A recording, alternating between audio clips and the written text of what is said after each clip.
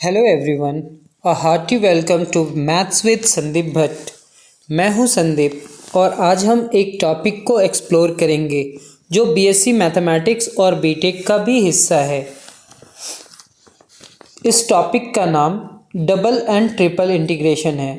तो चलिए इसको बहुत अच्छे से समझने का कोशिश करते हैं, क्योंकि ये नहीं सिर्फ एक टॉपिक है बल्कि एक जर्नी है जो हम सब साथ में तय करेंगे। जैसे कि हम पिछले वीडियो में आप लोग को बतलाए थे क्वेश्चन नंबर 2 और 3। तो सर क्वेश्चन नंबर 2 और 3 में एक क्वेश्चन था जिसमें क्वेश्चन नंबर 2 में क्या लिखा हुआ था, इवैल्यूएट डबल इंटीग्रेशन इतना where a is the rectangle. Where a is the rectangle, इसका मतलब क्या हुआ वो समझते हैं। वो उस समय बतलाना भूल गए थे तो अभी एक्सप्लेन कर देते हैं। 0 इज़ लेस देन और equal to x and x is less than और इक्वल टू 1। तो एक कोऑर्डिनेट ज्योमेट्री बनाते हैं जिसमें हम लोग क्या करेंगे, x का वैल्यू क्या लेंगे, 0।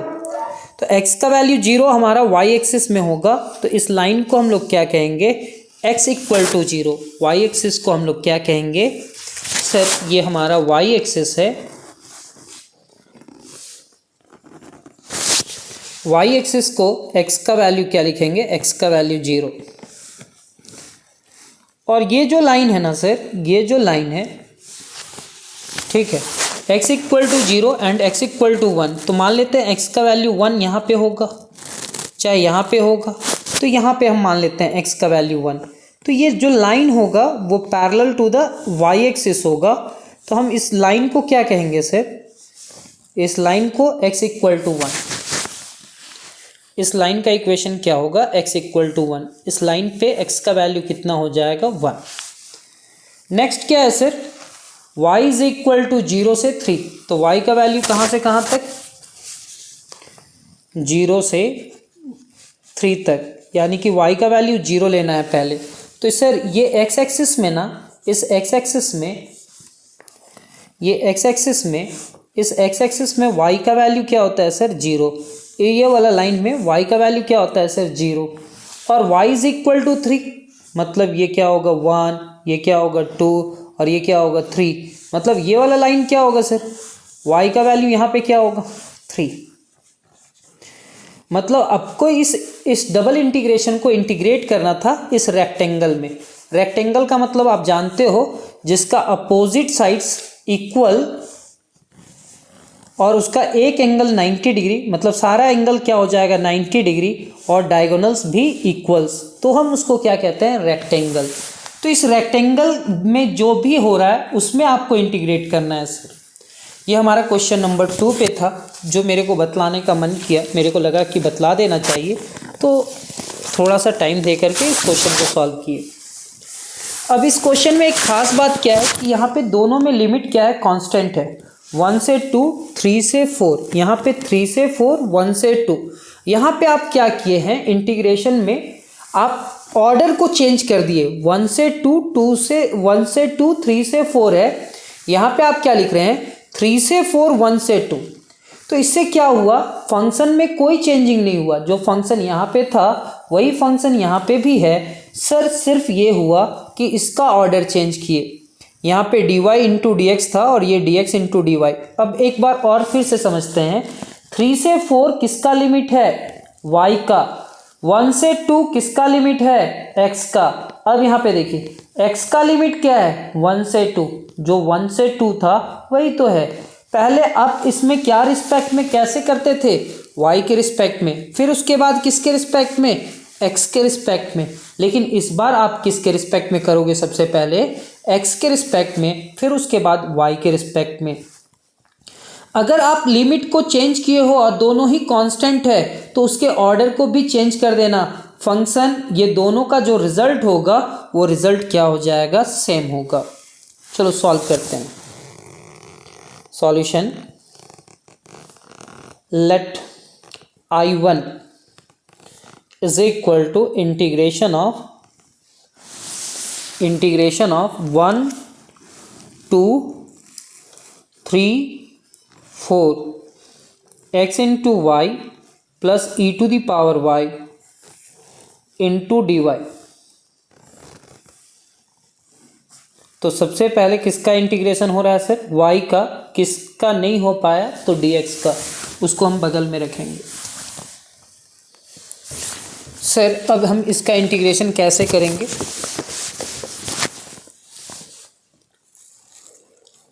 तो यहाँ पे I1 सर यहाँ पे 1 से 2 x इंटू वाई है सर, x इंटू वाई, तो x तो कांस्टेंट होगा क्योंकि y के रिस्पेक्ट में हो रहा है, तो y का integration y square by 2, e to the power y है सर और y के रिस्पेक्ट में, तो e to the power y कहाँ से कहाँ, 3 से 4 into d x. This implies that I1 is equal to 1 से 2,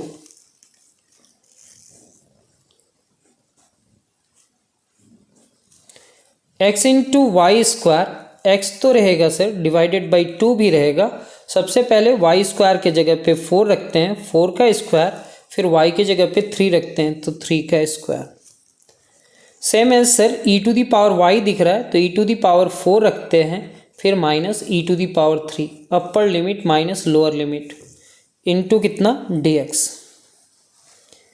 this implies that I1 is equal to 4 का स्क्वायर कितना होगा सर, 1 से 2 x डिवाइडेड बाई 2, 4 का स्क्वायर 16 और 3 का स्क्वायर 9 इंटू dx। सर ये कॉफिशिएंट होगा तो e to the power 4 minus e to the power 3 बाहर हो जाएगा, और इंटीग्रेशन किसका, 1 से 2 इंटू कितना dx। सर क्या हम इस पूरे टर्म को लिख सकते हैं, I1 is equal to 1 by 2, कहाँ से कहाँ, तो 1 से 2 x इंटू 16 माइनस 9 यानी कि 7 इंटू dx। अभी हम इसका इंटीग्रेशन नहीं कर रहे सर, जैसा लिखा हुआ है वैसे ही लिख देते हैं। यहाँ पे क्या लिखेंगे, e to the power 4 minus e to the power 3 into integration of कहाँ से कहाँ, 1 से 2 इंटू dx। 7 को बाहर करेंगे सर, 7 डिवाइडेड बाई 2 हो जाएगा।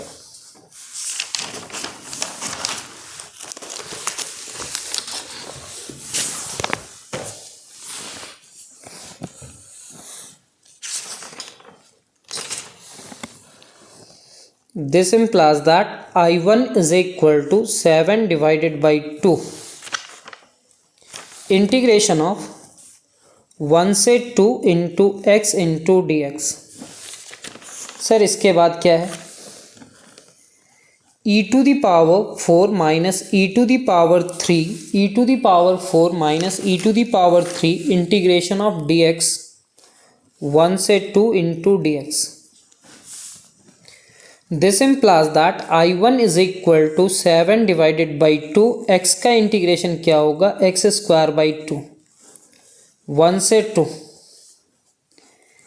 e to the power 4 minus e to the power 3 dx का क्या होगा, x कहाँ से कहाँ, 1 से 2, 2 2 जा 4, तो I1 इज इक्वल टू कितना हो जाएगा, 7 डिवाइडेड बाई 4, यहाँ पे 2 का स्क्वायर माइनस 1 का square.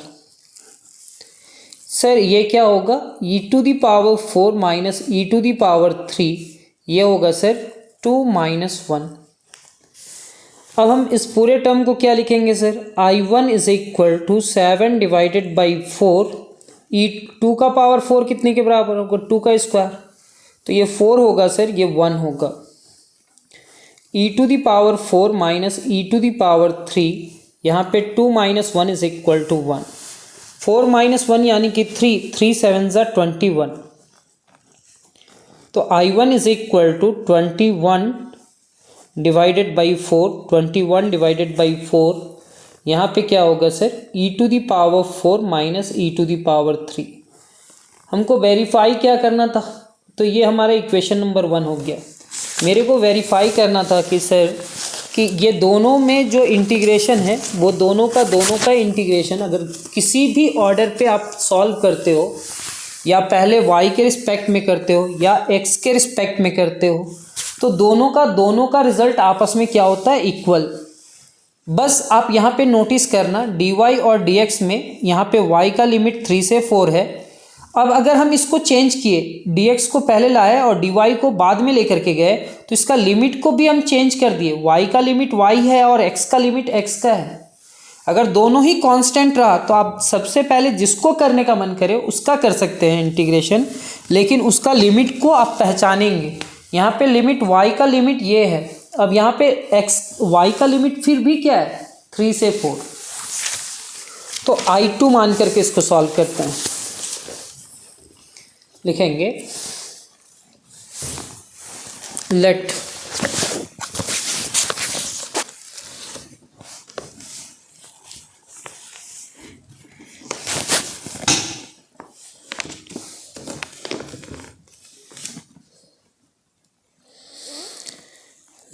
I2 is equal to integration of right side में था 3 से 4, यहाँ पे 1 से 2, x into y plus e to the power y. इस बार dx पहले आएगा और फिर dy, मतलब x के रिस्पेक्ट में पहले करना है और फिर y के रिस्पेक्ट में करना है। तो sir I2 is equal to integration कहाँ से कहाँ, सर 3 से 4। अब x के रिस्पेक्ट में हो रहा है सर, तो यहाँ पे x इंटू वाई है, तो x का इंटीग्रेशन क्या होगा, एक्स स्क्वायर इन डिवाइडेड बाई 2, y तो ऐसे ही लिखेंगे। e to the power y coefficient होगा और dx का इंटीग्रेशन x हो जाएगा। सर 1 से 2, कहाँ से, 1 से 2, समझते हैं क्या लिखे हैं sir, integration e to the power y into d x. E to the power y बाहर होगा और इंटीग्रेशन ऑफ dx हो जाएगा, integration of dx। e to the power y integration of dx होगा, और जब इसका रिजल्ट इतना होगा, यानी कि e to the power y और dx का इंटीग्रेशन क्या हो जाएगा, x। इस तरह से किए, e to the power y बाहर हुआ और dx का इंटीग्रेशन x हुआ, कहाँ से कहाँ, 1 से 2, ये dy होगा। सर क्या हम इस पूरे टर्म को लिख सकते हैं, I2 is equal to integration of 3 से 4, यहाँ पे क्या है सर, x के जगह पे अपर लिमिट रखना है, तो y डिवाइडेड बाई 2 कॉफिशिएंट होगा, बाहर हो जाएगा। x के जगह पे अपर लिमिट रखते हैं, तो 2 का स्क्वायर, x स्क्वायर है ना, 2 का स्क्वायर माइनस 1 का square, e to the power y बाहर से, x के जगह पे क्या लिखते हैं, 2 minus 1 into d y. Sir क्या हम इस पूरे टर्म को लिख सकते हैं, I2 is equal to 3 to 4 y by 2, 4 minus 1 e to the power y, 2 minus 1 मतलब 1 into d y. Sir I2 is equal to कितना लिखना होगा, तो सर ये 2 को बाहर कीजिए, ये 3 भी बाहर होगा, यानी कि 3 डिवाइडेड बाई 2 बाहर, कहाँ से कहाँ, 3 से 4 into y into d y. Sir यहाँ पे क्या होगा, इंटीग्रेशन कहाँ से कहाँ, 3 से 4 e to the power y into d y. Sir इतना लिख लेने के बाद अब हम लोग इस पूरे टर्म को क्या करेंगे sir, this implies that I is equal to 3 divided by 2, 3 divided by 2, कहाँ से कहाँ, 3 से 4, और फिर क्या है, y इंटू डी वाई, तो y का इंटीग्रेशन क्या होगा, y स्क्वायर बाई 2, 3 से 4, फिर plus e to the power y का y के रिस्पेक्ट में e to the power y, कहाँ से कहाँ, 3 से 4, 2 2 ज़ा 4, यानी कि सर ये I2 है ना सर, I2 3 डिवाइडेड बाई 4, यहाँ पे अब y के जगह पे 4 रखेंगे सर, 4 का स्क्वायर माइनस 3 का स्क्वायर, ये क्या होगा sir, e to the power 4 minus e to the power 3।